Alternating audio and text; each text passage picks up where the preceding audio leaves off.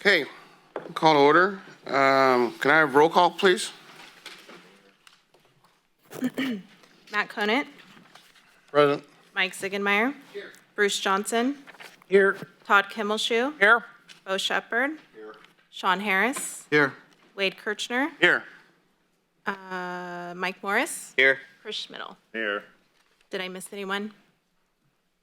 Okay, Thank you. thank you. I've asked Todd to lead us in the Pledge of Allegiance.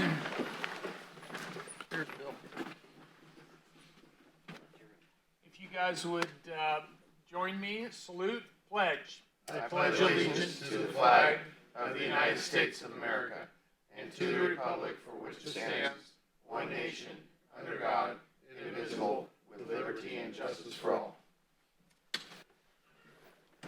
Thank you, Todd. Okay, public comment.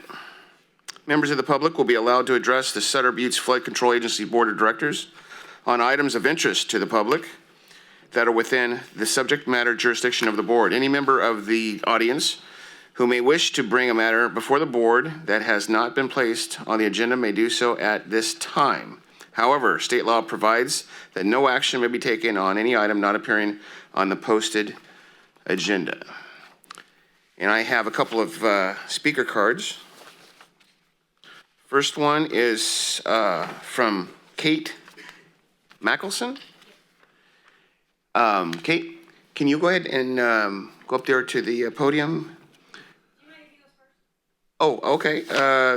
Eric? Yes. Okay, so Eric Mackelson, okay. You go up to the podium. There should be a button on there to push. And for the record, can you state your name and your address, please? Yes. My name is Eric Mackinson. I live at 365 2nd Street in Yuba City. I'm here to talk about the work being done on the levee behind the houses on 2nd Street. If you haven't seen it, I don't know how many of you have actually been on the site. I encourage you to do that. It's pretty horrific. I've lived on 2nd Street for a long time. I've had a relationship with Sbfca for years since they started working on the levee. We met with them. We invited them into our houses. We developed a great relationship. We were always happy to work with them in any way that we could. In March of this year, we were invited to a meeting, the homeowners on 2nd Street, were invited to a meeting to discuss the details, the coming details of the work that would be behind our houses. I don't know if you know how our houses are literally up against the back of the levee. At this meeting, we were reassured that the impact to our homes would be minimal. We left understanding that the fence, there's a current fence there, that the fence would be replaced, and that some of the vegetation would have to be removed, but other vegetation would be able to remain. I know I've heard him say the standard many times: 4 inches in diameter. You prune at 5 feet up so that you have visibility from the levee. We understood all of those things. All of us felt very comfortable. The homeowners, we all felt very comfortable. A lot of them couldn't be here today, by the way, because they all work. A lot of us felt very comfortable leaving that because the fence had been there for many years. We had vegetation, and yeah, some will be thinned, but we were all under the impression that there would not be not a very significant change to our situations in our backyards. At the meeting in March, at the end of March, we all ended up signing a document that pretty much gave authority to Sbfca to do this work on our behalf. They always presented themselves as kind of the buffer between us and the Army Corps of Engineers. In that statement that we signed, it said replacement or modification to the fencing at the toe of the levee. And we understood that to mean you're going to replace the fence.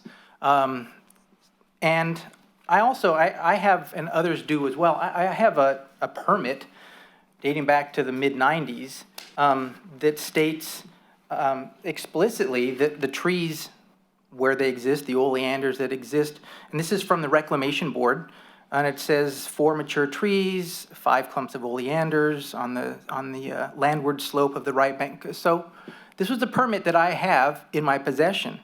In the document that we signed at the end of March at this meeting, part of it says Now, by the way, if you don't know, the Central Valley Flood Protection Board has taken over the Reclamation Board.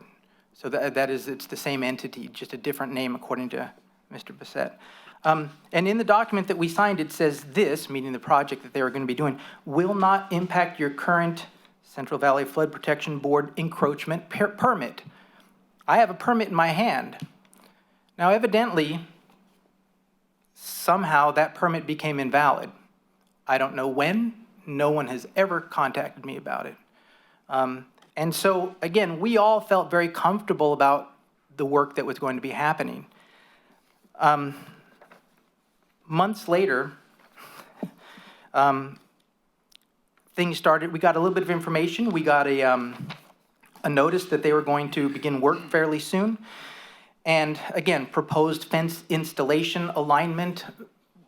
We all just assumed that meant that the fence was going to be replaced. Again, nobody had ever told us that the fences were going to be moved, because if they had, we all would have said, wait, can we get some more clarification here? I mean, just think about the back 15 feet of your yards. If somebody told you that they're going to be moving the fence, you would respond somehow. None of us did, because we didn't think that that was at all even an option of happening.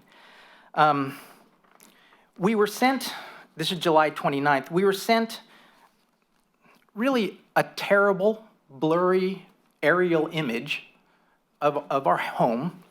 And I know you can't see it from there, but it's got X's and numbers and arrows, no labels, no explanation, just this image.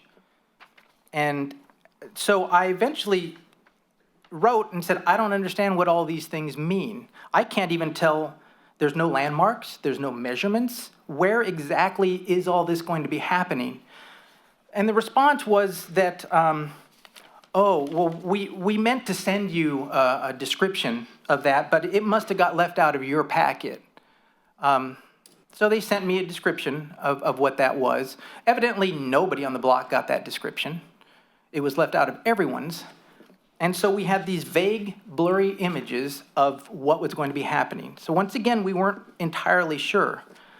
I had a neighbor move in, bought a house right next to me, moved in September. When he moved in, there were stakes in his backyard, and he started asking me questions about it. And I said, well, it's going to be something about the levee. Have they contacted you? And he said, no, they haven't. So I reached out to Mr. Bissett, and I said, hey, my neighbor, this is September 19th, my neighbor doesn't know what's happening to his home or what's happening here. Could you please let him know? I even passed along his contact information, and I was told, quote, I will be reaching out to them and answering as many questions as I can. They never did. They now have a fence going halfway through their garage. What's frustrating is that we could have had some kind of we had a clearer image of what was going to be happening. It took me 5 minutes on the Sbfca website to find this encroachment exhibit from 2015 from the Army Corps of Engineers, and it has extraordinarily detailed images of exactly where the existing fence was, exactly where the toe of the levee is, and yet we're sent this blurry image with no specifications. It's as though somebody didn't really want us to know the extent of what was going to be happening. Now, we also didn't get our property surveyed until literally the week before all this happened. And when I asked why wasn't I contacted about being surveyed, I was told this. So this was on September 21st. I said, I finally had to call and said, will you please send somebody out here? I need to know what's going to be happening here. I finally got this message, and they did send a surveyor out there. And the response was, well, we tried, I'm quoting again from their emails, we had tried to go out to your property a few times to stake out the proposed alignment, but it appeared that you weren't home and we could not get access to your yard. They didn't leave a note, they didn't call me, they didn't send an email, and that's true of virtually everyone along the block. So this effort to contact us ahead of time was weak, to say the least. I don't know what the motivation is. Okay, we're not opposed to flood control. And in fact, if they'd come to us in March and said, look, Army Corps of Engineers says this is what it must be. Look, they must have known. This is their document on their website that shows exactly where the fence is and where it should be. It's not as though there's a mystery here. But they continued to let us drift along thinking that it was going to be some not important thing. Literally 3 days before the project started, they showed up and started telling homeowners, you've got to clear this 15 feet. There are people that had chicken coops, there were lumber, again, think about your own backyard. What if somebody came to you and said, you have 3 days, this is a Friday, on Monday they're going to be here putting in a temporary fence. You got to clear this out. And they weren't kidding. On Monday they were there, they put in a temporary fence, and on Tuesday they were ripping everything out. And there were people that this is the first that they had heard. Now, if they want to claim that, well, we did our best to contact people, to let people know, to make a clear image, I don't know how to describe that. I don't know what the motivation is. Look, I'm sure that he's dotted his I's and crossed his T's and that everything he's doing is legal. But it's okay, I got to think of a better word. That's a crappy way of treating people. There are people, there are young couples there, little kids, they had no idea. 3 days before, they're told, you got to clear all your kids' stuff and your lawn furniture because it's not going to be accessible to you anymore. It just dumbfounds me. Again, after all the time that we spent talking to them, developing some kind of a relationship, we thought. And so, as you can tell, we're very frustrated. We don't understand why it happened the way it did, frankly. If they'd come to us in March and said, this is what has to happen, we'd say, all right, how are we going to make this work? We understand. But that wasn't done. I don't know when my permit wasn't any good. I don't know when things changed. And if they thought that their meeting was successful, how is it that you can present a meeting in which nobody receives the message you're trying to send? I'm a school teacher. I can't stand up there and teach a lesson and then say, well, I taught it. It doesn't matter whether they learned it. There just was this continued evidence or feeling that they were not interested in us getting information. By the way, when all this started happening, we immediately went to the Sbfca website. There's a ton of information, looking at minutes, agendas. That's where I got some of these other plans and documents. Funny, on Friday, do you know your website went down? It just didn't come up, it came right back up finally today. It's as though somebody didn't want us to get more information. It's just a terrible way to treat people. It's just a terrible way to treat people. I don't know what the solution is. I'm pretty sure that there's nothing we can do, which is probably the intent of the people who engineered this project. I don't know if you have any questions of me. I'd be happy to answer them, but otherwise, I appreciate your time. Well, thank you, sir, and we definitely appreciate your time. We have a second speaker card from Kate Mackelson.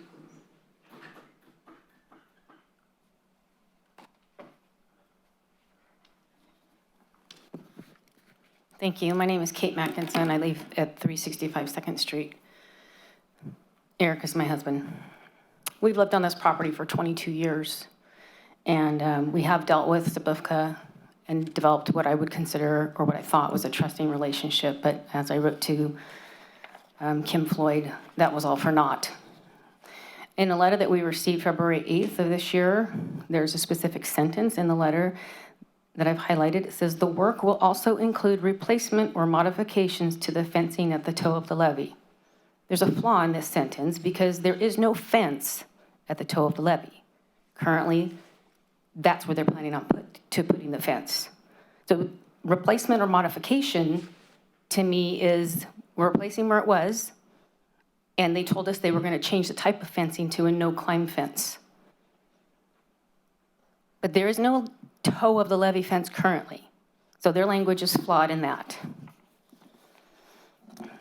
I also know my husband reached out to Mr. Bissett many times, and he got frustrated with my husband, in my opinion, that when my husband had asked specifically about the information from the Corps of Engineering, Army Corps of Engineers, when did you have this information? He never answered my husband. He also got to the point in an email where he says, I don't want to do this back and forth any longer. You'll have to talk to the engineering company we've hired. I don't know why you didn't answer his question, because to the both of us, it looks deceptive. My husband mentioned motivation on the Friday afternoon, that they were all in our yard.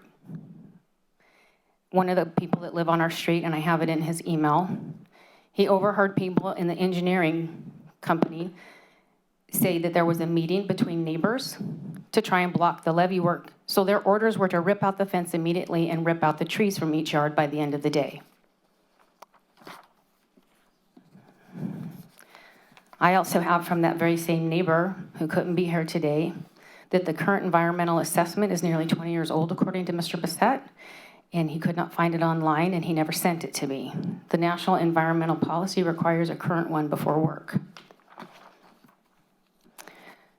So, because of all this going on, I reached out to Kim Floyd. I understand she's the communication person, and we've talked to her over the years and kept being told, you know, we're on your side, we're on your side. When I wrote to her, her response to me was, I can understand that the, quote, replacement of the existing fence could have been interpreted as, quote, replaced in the same place as the current fence. As my husband said, all of us property owners understood that to be the case, that it would be replacement. She never used the word moved. No one ever used moved. And so now I'm put into the perspective of, oh, I'm just the ignorant property owner. I'm not ignorant.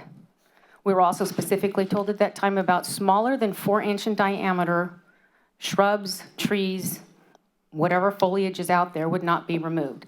I was told, you must have been mistaken about that. I made a comment at that meeting that I could tell you these people that are here from this street heard me say, and it was funny, so they laughed at it. So there was no mistake about what we heard that day.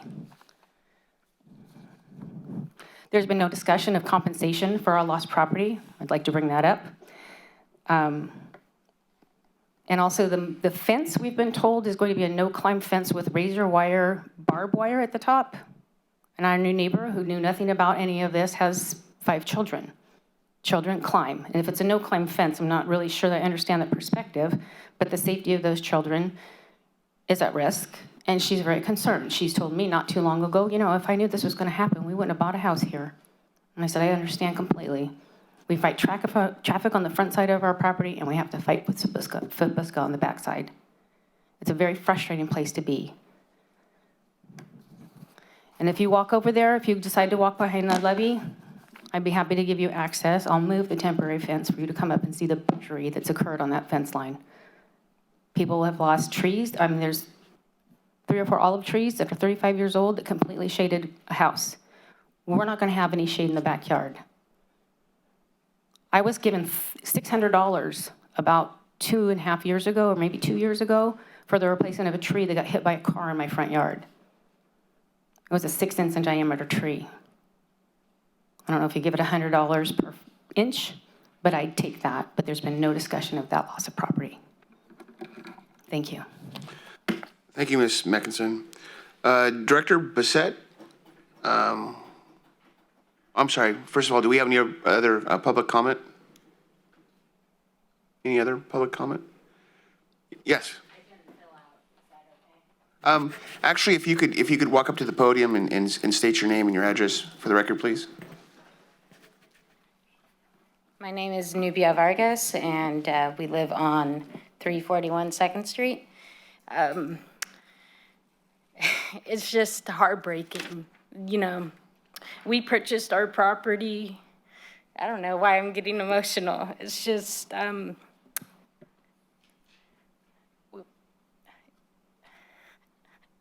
it's bare, it's ugly.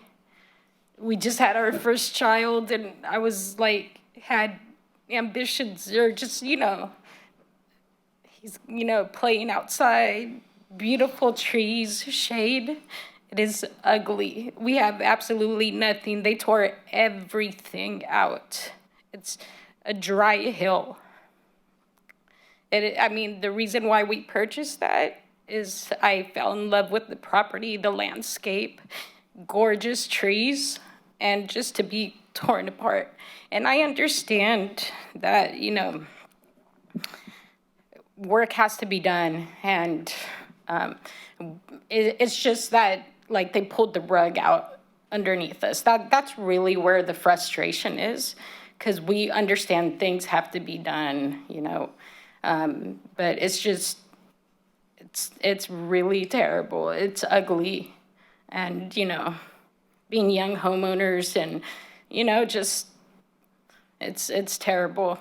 And I just wanted to share the, you know, because it's true. We wanted to, you know, we were trying to be in contact with everybody, and I reached out, and I did get information from Michael when I reached out, and I appreciated that. You know, he would respond to me, and completely appreciated that. It's just heart-wrenching, honestly, is really what it is. And that's, I'm sorry, I just really didn't, I wanted to talk more and say more things, but I let my emotions get to me. So it's just very, it's just sad to see what's been done to the historic Riverfront District. So much for keeping history and natural beauty. And as Kate said, we are dealing with traffic. We are dealing with, since we purchased the home, we're gonna be there 5 years, and we've already had 3 cars run into our property. Thank goodness there was a tree that was gonna be cut down, and I asked them to keep it. Thank goodness they kept it, because if that tree wasn't there, they would've went straight through our home. And it's like, nothing is being done about that either. So we're just getting hit from all sides. And it's really, really frustrating when, you know, trying to, you know, live and choose, you know, Yuba City to raise a family or just to live, when we could purchase anywhere, and we came from like a beautiful place and came over here, and it's like, did we make the right choice? It's just, when work like this is gonna be done, we should really be told about it, and not just, you know, we're not stupid homeowners. We have jobs, we're educated, you know, we're property owners.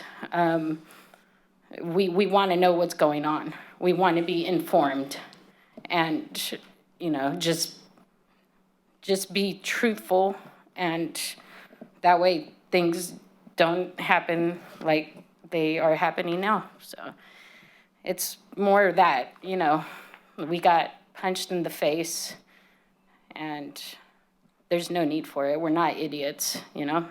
Everything's all about politics and things like that. It's like, just talk to us, just let's come together and work things out. That's the whole point of it, right? So, but yeah, it's terrible. If you guys go take a look, and what we fell in love with is no longer there. It was, I never thought I would get emotional over something like that, honestly, until it happened. And I was literally crying when I saw them destroying our backyard, our neighbors' backyards. And then it doesn't make sense how they took something ripped everything out from us, and then there's still trees on it. That's all I have to say. Thank you for those comments. Do we have any other public comments? Public comments? Director Bissett, would you like to address these concerns, please? Yes.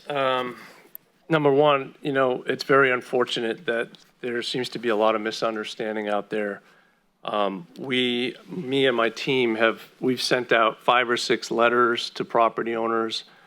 We held a public meeting. We put my phone number, my email there. I was perfectly happy to discuss with property owners, go out and meet with property owners. Our project engineer was on site, meeting with property owners, explaining, whoever asked for got information. So that's number one. Number two, it is unfortunate that this project had to happen. It's a beautiful setting, and, I like beautiful landscaping myself, but the project had to happen. And it was whether we did the project at our cost or the property owners had to do the project. So that was part of the communications to property owners was we're willing to take this on. We'll work with the Central Valley Board, Levee District 1, and we'll upfront all the costs to make this a compliant area within our system. Or, we would do the project. If they wanted to be left out, we would leave them out, and then LD1 would have to issue a notice of violation, and it would have to be an enforcement action through the Central Valley Board, and it would be on the property owners to make it compliant. So that's a big issue. So each property with the fencing and the veg removal, it's probably going to be $15,000, $20,000 per property. So right now the agency's paying for that. Through the chair, can we bring that up on the map so we can see what we're looking at? Do we have access to that? I don't think we have a map here on the 2nd Street property. Google Map, though? Yeah, so we could bring that up at the next meeting if we agendize this item. I'm just trying to address these comments here. We didn't package that, Director. And I did ask some property owners who reached out were really opposed. I asked them, okay, we're willing to skip your property. And if you want that to happen, this will be the. 3 days to make that decision. And that's a threat. It wasn't a threat. It was the information whether you wanted it to happen or not. So maybe it's better if we do this outside of this setting. I can certainly be willing to meet with property owners, set up a meeting. So it sounds to me that we do have some members in our community that are obviously upset about this, and some that potentially wanted to be here today and couldn't make it here today. Would there be another date or a venue we could Through the agendize? chair, can we November 9th is our next meeting. November 9th, we could put it on the agenda, then we could actually discuss it, because through our laws, we can't discuss this right now because it's not on the agenda. So all we can do is you could, Change. Our backyards are gone now. None of us responded saying, yes, we'll take on the responsibility, because in March, our understanding was the fence was staying where it was and most of the vegetation was removed. So we didn't, they said, well, you can take it on yourself, and I thought, well, why should I? They're gonna do what I would have done anyway. It wasn't until 3 days before their trucks showed up, and they had the fence all staked out, all of a sudden they were able to do that, that now they said, oh, well, if you want to take this on yourself, you're welcome to do it, and the financial cost. I have 3 days, I have no idea what the violations are, I have no idea what the costs are. How am I supposed to make that option? I can't take that kind of a risk at that point. 3 days? He says it's not a threat, but if he's saying, if you don't do what we want you to do, it's going to be your financial responsibility, and I have this huge question mark as to what, I'm a school teacher, I don't have lots of money. What am I supposed to do, take that on unknowing? Well, it sounds like we do need to put this on the agenda agendize this for the next meeting. yeah, through the chair, yeah. This is a serious issue that needs to be addressed. So November 9th, if we could, Yeah. that's the next meeting. Well, we could also set up a special board meeting and make it sooner. Okay. And I could work with our attorney on that. Yeah. And I think a full explanation of why this needs to be done and why the boundary lines are where they are. So, well, okay. But possibly your neighbors, I mean, if Yeah. we could all get educated on this with, Yes. meaning the board and your neighbors, I think that'd be productive. Correct. Thank you, Mr. Chair. Well, I'm on game with having a special meeting. So are we going to leave it to the attorney to come up with a date and a time for that? Well, notify yeah, us. staff can figure out a date and time that works for the Okay. board in the next Okay. couple weeks. Okay, so this is definitely on our radar. I want to let you know that this is definitely on our radar. It sounds to me like it's not only your concern, but your neighbor's concerns that they weren't able to make it here because, you know, they've got to work, which is completely understandable. This board is all about being transparent. And I want you to know that that is number one of our highest priorities is to be transparent. So it looks like we've got your names and your phone number. No, we don't have your phone numbers. But I'm assuming since we sent out that information to the neighborhood, we have the contact information. We have mailing addresses for everybody, but not. Would you be kind enough to leave your email contact information for us so we can at least inform you as to what the. And that would be great. Thank you. We should probably send a written mail order that we're going to have this meeting and to please come. And I would send it to everybody on Second Street that was affected. You have that, right, Michael? We do, and we have sent certified letters before. Some of the mailings that we've done in the past have been certified mail. Okay. Thank you. Okay. Yes. And just to clarify, so when we have the special meeting, it'll be at a time that the people that weren't able to be here. Correct. Can be here. Evening meeting. Would that be Might be acceptable? an evening. That might be a better time. Would evening be good? Okay, after work? Okay. Well, it sounds like we got a game plan. Okay. So can we move to consent at this point? Okay. If there's any more public comment? Okay. Thank you once again for attending today. I know this is obviously very stressful for you and your neighbors, so thank you for participating and bringing this to the attention of the board. So thank you thank you. Okay, moving to consent calendar. The consent calendar groups together those items which are considered non-controversial or for which prior policy direction has been given to staff that only require routine action by the board. The chair will advise the audience that the matters may be adopted in total by one motion. However, the board may, at its option or upon request of a member of the public, consider any matter separately. Move to approve 1 through 4. Okay, I've got a motion Second. and I've got a second. All in favor say aye. Aye. Aye. Any opposed say nay. Ayes have it. Informational and possible approval items. Number 5, presentation and file monthly financial report. Thank you, Chair. Seth Wurzel, Agency Budget Manager. This is our regular monthly financial report. So we have, as of the report month ending August of 2022, about $19.5 million. And then updated from the report, taking into consideration all the accruals, about a little over $23 million. So that reflects revenue and expenses that I'll go through on the next slide. The remainder of this slide. So the operating revenue for last year, we continue to report this until our audit is complete. So I'll include this information until December when our audit is complete, but reporting on last year.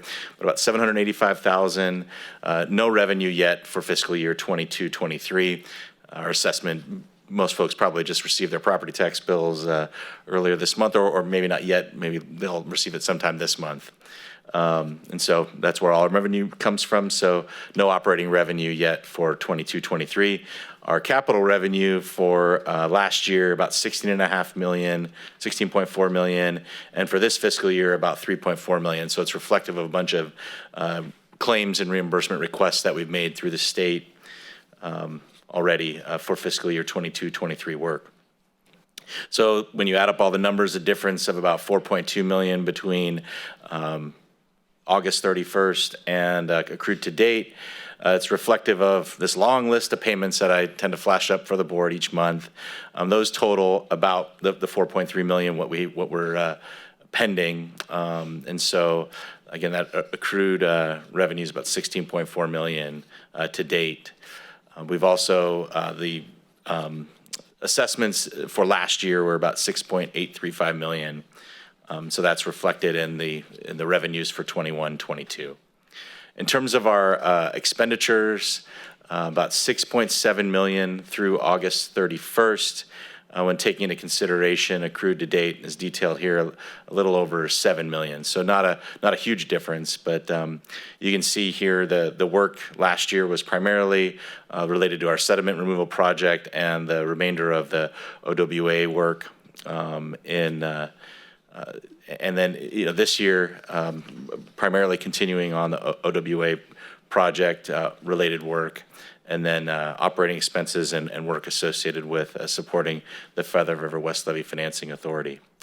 We made our October debt service payment already at the, it's due October 1st, and so that was made back in August. About 3.7 million. The next debt service payment will be in April, I believe. We'll get that updated for the next month's slides. So in terms of our ongoing work, continuing to advance the closeout of our urban and flood risk reduction program grants, as well as our processing payments for the other grants related to the OWA project from the Wildlife Conservation Board and CDFW. We're also supporting the agency's efforts with the Feather River West Levee Financing Authority. One of the items on consent, item number 4, this afternoon, reflected an amendment to our services agreement. So we've worked to formalize the repayment of funds spent to support the assessment district formation.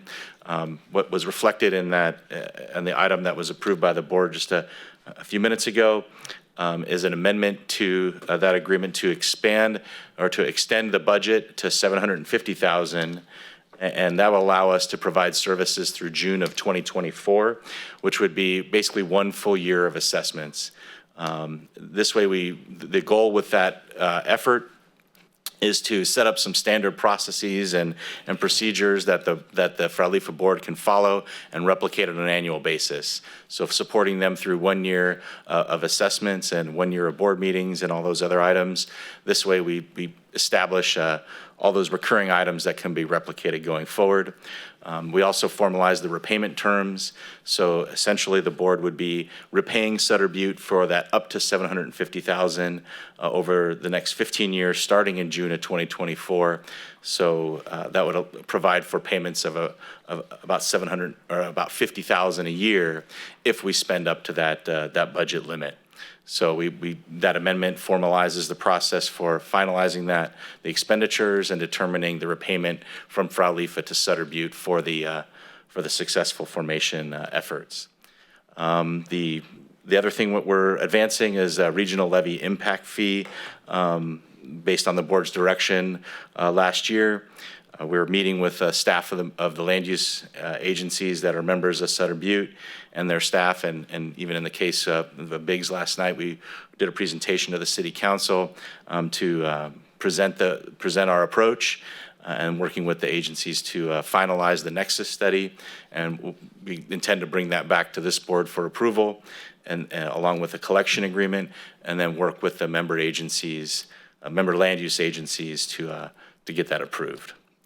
We're also working on the establishment of our grant with DWR on the Sutter Bypass East Levee project, and coordinating on applications for funding through FEMA for that effort. I believe we reported on that last month, and I'm sure Michael will address that if needed.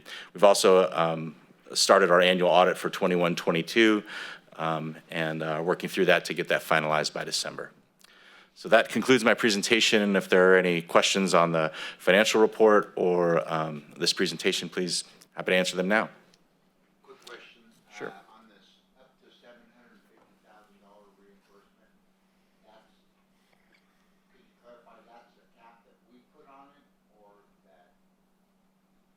So the amendment to the services agreement between Sutter Butte and the Feather River West Levee Financing Authority, that went before the Fralifa board at their last meeting, and then we brought it before this board, placed that on consent for this meeting, and that was approved as part of the consent action item. Yeah, so that is a limit of the total cost of services that Sutter Butte would provide to the Feather River West Levee Financing Authority. And again, it was increased to that amount in order to provide for another year of service to establish those standard processes. Any other questions, comments from the board? Okay, moving on to number 6, presentation and file program project update. Okay, Mr. Chairman, members of the board, Michael Bissett here. Interestingly enough, my first item in the agenda is the 2nd Street encroachments and veg removal project. So I will say a few things on this project. It is in active construction right now.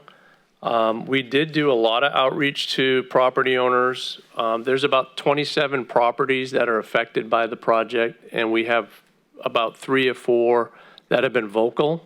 I haven't heard from anybody else on in all the outreach that we've done, haven't heard it from anyone else. So that's number 1. Number 2, we did do a lot of education. We thought we tried to educate property owners that we could not have vegetation on the levee slopes. We could not have fences in the levee slopes, that we wanted to relocate fences to the levee toe. And if there was areas outside of that toe, 20 feet from the levee toe, we had to clear up. If there was existing vegetation 4 inches and greater, we would limit up. If it was less than that, we would clear it out for visibility for Levee District 1. I'll stop right there. Just out of curiosity, is this property already purchased from us? Yeah, So the 2nd Street, no, there's easements out there. So we're not having to purchase any additional real estate rights in these areas. Okay. So we're working within LD1's easement. Okay. right. You guys already have the easement. It's just a matter of, Some property owners actually own the levee and all the way out to the river. Right. And these are some of those. They own underneath the levee, but there's the existing easements. Levee District 1 and the state have easements out there to maintain the levees. They were when those easements were purchased. in the 20s, right? In the 30s. Oh, 30s. Yeah, so it's been a long time, but the easements are there. Right. Now, So unfortunately. when somebody purchases the property, these easements are listed on their title report. Correct. Right. Okay. And if they wanted to research those easements, they could. And I'm sure it says that we have every right to do the maintenance on those easements. Right. Is that correct? Exactly. Right. So unfortunately, the rec board back in '96 issued blanket permits for all these encroachments, vegetation, retaining walls, stairs on the levees, whatever. I don't know why they did that, but the state is now, and they've done that in other areas throughout the system, and the state and each reclamation board or agency such as ours is having to go back and clean up those areas. So that's actively happening right now. So, Michael, just for clarification, you said vegetation. So these homeowners are planting trees? There's been trees on those levees for a long time. There's large trees. That the owners have planted? Yeah, somebody did. I don't know who put them out there. Some trees have been So there a this long time. part of this vegetation removal is to take these trees out of the levees? Right, correct. So we have to clean the levee slope so that those trees are outside of the levee slope. So, It was going to be a pain in the ass. Exactly, yeah. And we met with these property owners back in 2014, and we explained what was going to happen. Back then, it was a lot more adverse because the Army Corps and the state wanted there's a lot of structures out there, like sheds and outbuildings. And we're keeping those, and we're going to permit those as long as we get, Levee District 1 has the ability to go on the property and inspect them during a high water event. So we worked throughout 2014 and 2015 with the Army Corps and the state to minimize impacts to property owners, to be able to keep outbuildings and pools and certain other encroachments there and not have to be removed. Obviously, there's removals that need to take place, and it's painful, and I understand that. But in order to keep our 200-year certification and our PL 8499 compliance, we have to do that. So we're taking that on as an agency to pay for it. I understand he thought it was a threat, but I said, hey, we'll bypass your property. That's fine. You know, we had been communicating for months on this project, and like he said 3 days before, but that's when he told me, hey, I don't want this, you know? So it wasn't a threat. It was give him more time to digest and deal with it on his own, you know? Did we, by any chance, come out in plain English and say that we're gonna be moving the fence line? And we staked these properties months ago. Okay. So we staked the properties, and then we had the meetings with the property owners, and then we sent them the plans. Unfortunately, he was correct. The key, one of the map keys was not included in the initial mailing.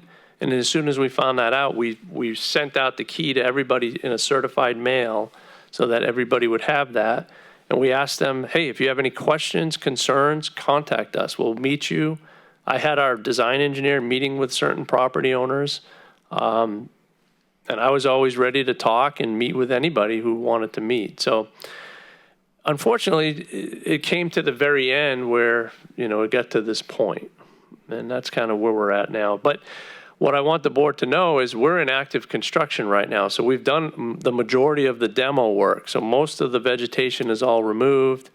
The existing fencing is removed. We have temporary fencing in their yards to secure their yards, you know, for animals and just for security. We're not putting up razor wire on this new fencing. I don't know where that rumor got started, but that's not true. One property owner has existing razor wire on his fencing that we're leaving in place, and that's really the only fence that we're leaving in place, and we have to modify it a little bit. But no other properties are getting razor wire. So there's a lot of misinformation, as you can understand. So I guess, you know, depending on when we have this next special meeting, I don't know if I paused the project. You know, we have a timing issue because we really can't work past November 15th without getting variance requests. And we can get those, and we've done that in the past from the Central Valley Board. So there's a timing issue there too. And there's a lot of property owners who probably want us to finish up and put this brand new 7-foot tall no-climb fence to secure their properties. So I don't know if we... Essentially. We are, yeah, brand new fencing, either on the, depending on the property. Some property lines are landward of the levee, and we're going to put the fencing there. The property owners that own all the way to the river, we're trying to put the fencing right at the physical toe of the levee. That's what we're doing. I'd just like to say a couple things. I understand what we're trying to do, and I think we have every right and requirement to do this. These are existing easements that have been going on since the 30s, I thought the 20s. And the state and individuals decided to build right up to the levee toe and on the levee in many cases. This is not abnormal for this board, or I serve on Sbfca. Sbfca's got huge problems where they've been trying to require levees that they already own the easements. Some areas they don't own adequate easement and they have to buy more land because they don't have enough area for the inspection part of the levee maintenance. So this sounds like a minor problem compared. They had to buy pools and everything else from people, those houses, tear houses down. I bet we've torn half a dozen houses down because they go right through the existing. Some of the easements, some are built on the easement, some are built, you know. So this is not abnormal, and I realize people are upset. And I don't know that, I assume that we notified adequately, but apparently not so because we have people that don't understand what we're doing. But it is what it is, and I do favor bringing it back before us as a group in an evening meeting where we can get everybody here and try to hash it out.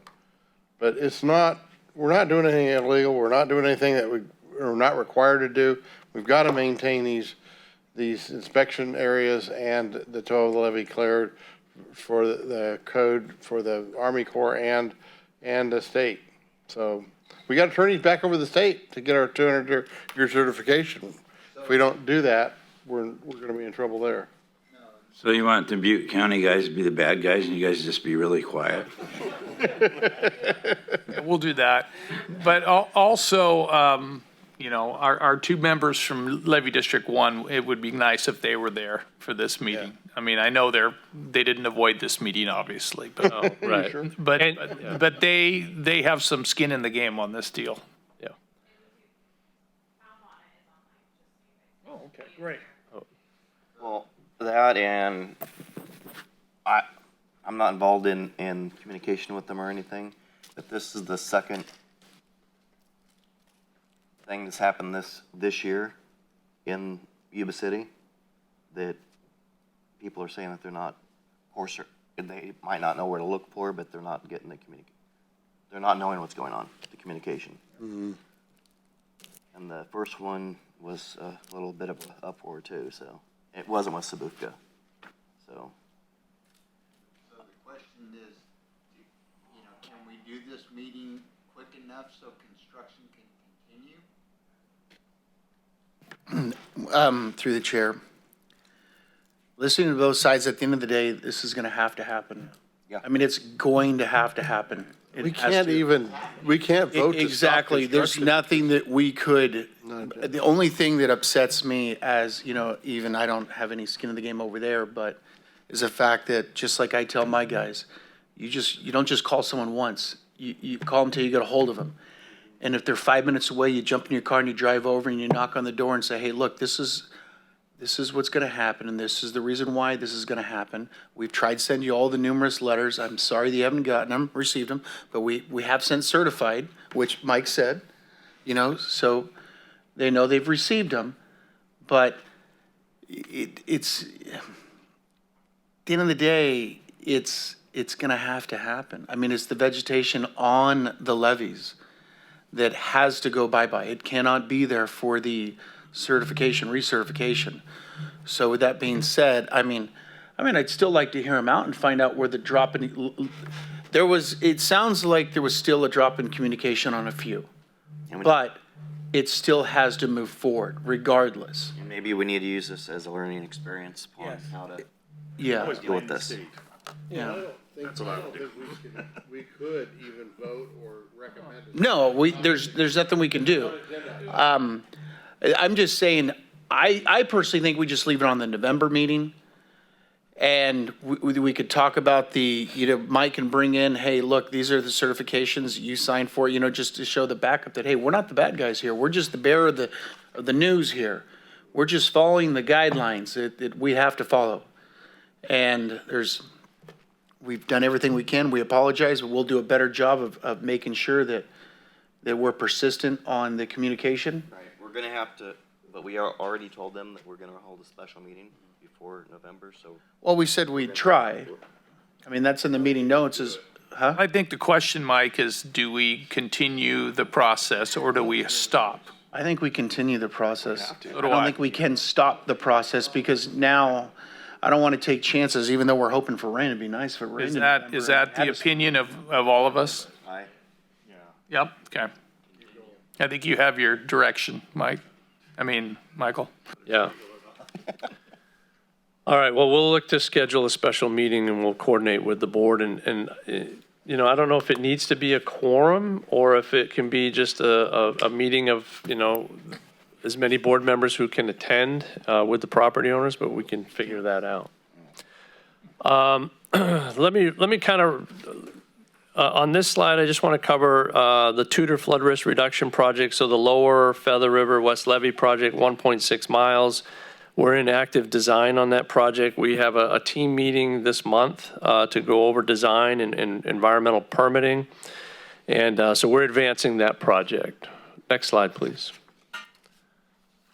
On the Sutter bypass East Levee repair, you know, as this board knows, we're working with DWR on a funding agreement. They're willing to commit up to $4 million for the project, for the design and permitting. I should be seeing that any day now. I've been coordinating with them weekly, if not a couple times a week, and I should be getting a document to execute very soon. Excuse me, through the chair. Al just wants to make sure that we have, like you said, you recognized Al on the phone. And can he communicate as well? Okay, he can type in. Okay, have you given them access? Because I know sometimes when we get on Zoom, you have to even get the access to be able to type in. Perfect, thank you. Okay, perfect. Let's see, where was it? Oh, we did issue a RFP, a request for proposals for design services. So we'll be looking at receiving proposals next month, reviewing those, making a selection, and then bringing it back to this board for an award, a contract award. OWA Robinson's Riffle. I think most people may have seen the public announcement that was in the paper the other day that we were successful in receiving a $1.14 million grant from DWR. It's a planning grant to kickstart that project. We're actually also working with Cal OES on a FEMA brick grant for construction for that project. So we're actively working on that right now. And we're also pursuing with the National Fish and Wildlife Foundation and the Wildlife Conservation Board for state grants. So that project is starting to get funding and will be advanced very soon. On sediment removal, we haven't identified a future funding source, but we are submitting a WCB grant, which they requested that we submit it. So that's a good sign, but doesn't mean we'll be successful. But we're looking forward to submitting that grant and working through our contacts at Natural Resources Agency and CDFW for outreach and support. On our regional planning efforts, we're still working on our Phase 3 grant with our partners here in the region, advancing these projects that I have listed here. We have an Orville Dam Citizens Advisory Commission meeting next week from this Friday on the 21st. So we're looking forward to that process continuing. And then we're working with DWR on a Phase 4 grant, and that's going to start out at $260,000, and it'll increase from there. And we're looking at hopefully by the end of this year having some a funding agreement in place there. Next slide, please. On our federal project, I wanted to let the board know I did write this up in the staff report. I had a good meeting with the new colonel, Colonel Caldwell. Met with him late last month, and we highlighted the urgency of closing out the federal project, all the punch list items. There's only a couple left now, and all the project closeout work, most notably the as-built drawings. We're also closely working with the Corps on their federal crediting, so that we perfect the credit for all the work that we've completed in advance of the Corps' federal project, so that we can market that credit. And we just actually had a meeting with Sbfca right before the start of this meeting, this board meeting, talking about the, advancing discussions and negotiations on a sale of that credit to Sbfca. On our FEMA remapping effort here in Sutter County, our independent panel of experts have reviewed our information, our map, our package that we would be submitting to FEMA. And our design team is addressing some comments, and we'll be repackaging that up for submittal later this year or early next. We have to wait for the as-built drawings from the federal project. So that's a link that we need to close with the Corps before we can submit to FEMA. On our regional development impact fee, we're having really good conversations with our member agencies. We held a good meeting last night at the City of Biggs. Thank you, Mr. Mayor, for setting that up. And we continue our outreach to our land use members to try to get this regional development impact fee incorporated into each agency's development impact fee package.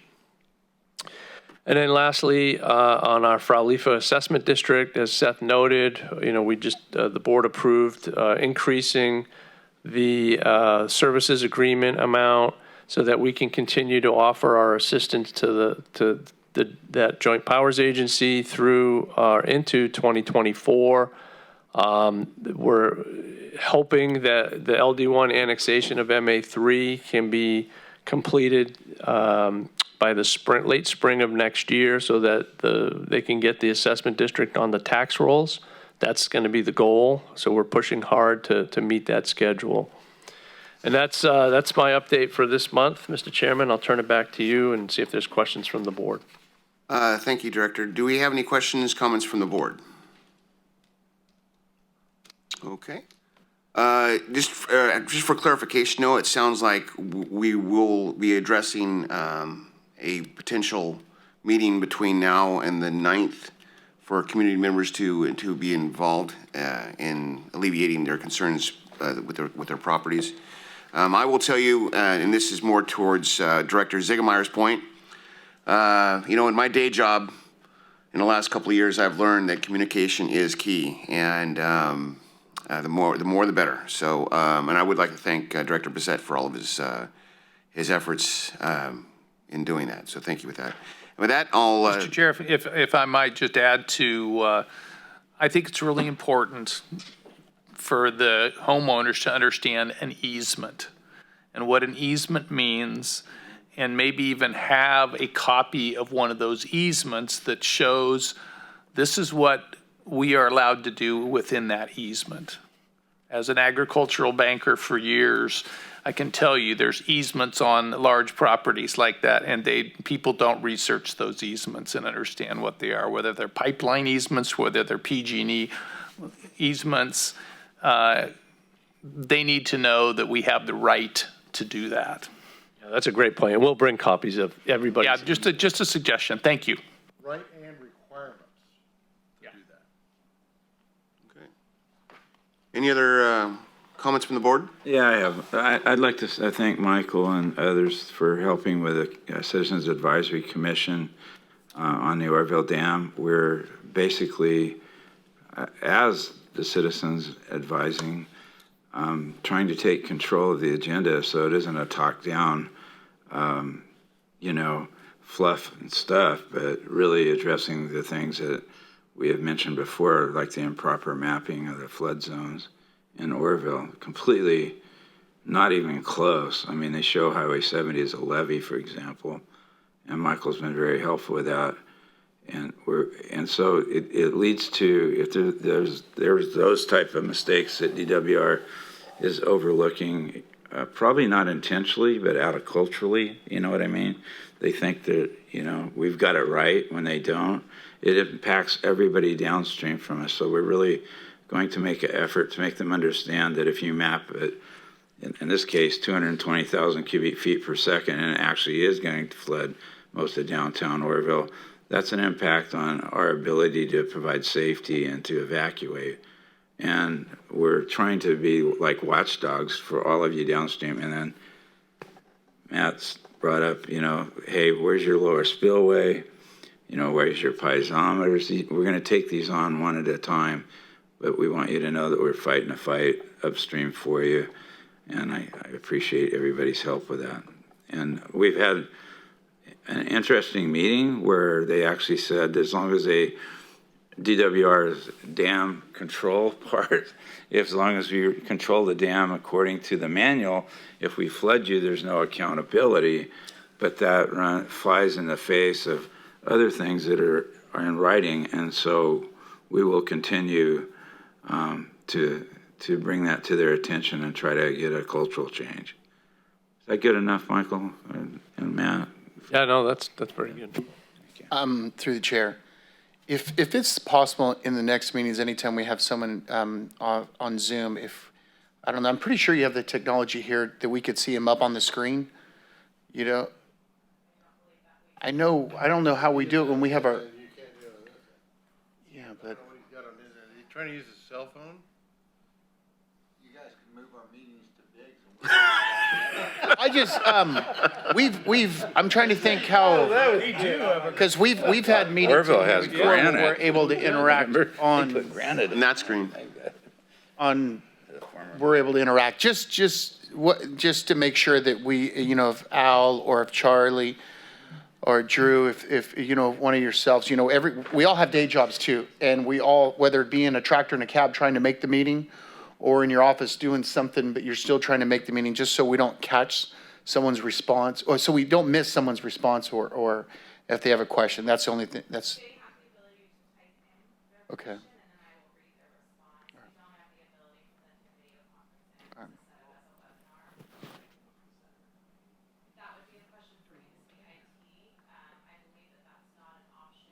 Yeah, we do on right over there. Yeah, we'll look at that. Right, we could look at, we're looking at it, so. Any other further questions, comments from the board? All right, with that, I'll entertain a motion to adjourn. So moved. All right,